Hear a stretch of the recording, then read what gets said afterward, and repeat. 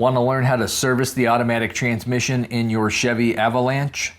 Chances are your Avalanche is equipped with the GM4L60E automatic transmission. We recently produced a video on how to service the 4L60E. Some aspects of the job are pretty straightforward, while other aspects are not. In the video, I touch on some common pitfalls and how to navigate around them. Check out the video for free by visiting the Southpaw Autoworks YouTube channel. Links to both the channel and this video can be found in the video description down below. My name's Robert, and I will see you over at Southpaw Autoworks. I work hard each and every day. I get lost in the words I say.